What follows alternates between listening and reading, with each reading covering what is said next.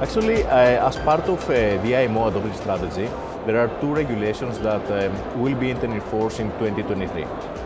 It's the EEXI and the CII. The EEXI has more structured technical form and is going to be one-time certification for the ships, while the CII has a dynamic approach, and it depends on the operating profile of the vessels. So both of these regulations, they're going to have an impact on the shipping, and we have seen that almost 75% of them, they're going to have an impact on the global fleet. So, of course, beside the IMO regulations, there are other regional, let's say, requirements or regulations that are going to have an impact on the shipping.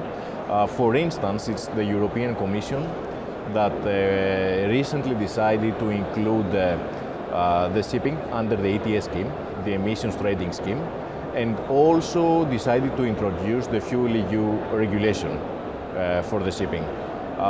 Of course, European Union and European Commission is just one region. We're expecting similar regulations from other regions like China, UK and US.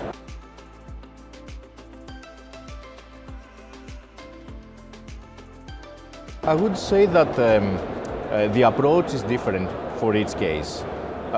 With regards to the EEXI compliance, we have seen that most of the ships, they can comply with the EEXI with just an EPL. EPL, it stands for engine power limitation.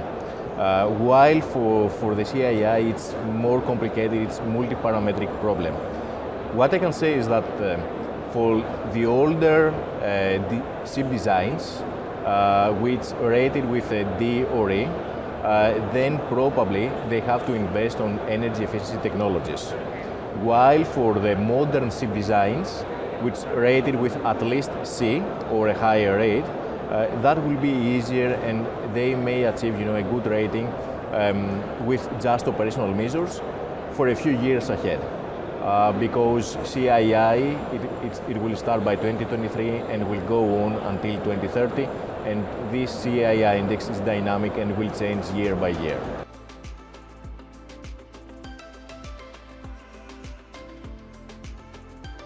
Thinking about the alternative fuels, one of the main challenges is how to develop the infrastructure and how to increase the demand and supply, of course, of that fuels. I think that for container ships will be much easier to use or to adopt the alternative fuels because they have standard trading routes for that one.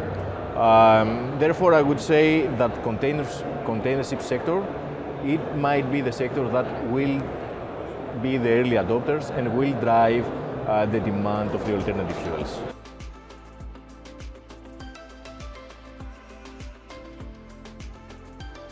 Methanol is known in the industry, and methanol can reduce the carbon emissions. I believe that methanol lower investment cost and lower production cost, it makes very attractive for the ship owners and for the future ship designs. Also, there is availability of the methanol, and we have identified many existing and new projects for e-methanol and biomethanol production. And that one, thinking about a potential switch to a life cycle approach in the market, that will increase the demand even more. Now, about the ammonia. Definitely ammonia is going to be a strong candidate among the alternative fuels. Ammonia doesn't have the carbon element into the chemical composition as a fuel. So looking forward to a zero carbon fuel, ammonia is definitely a strong candidate.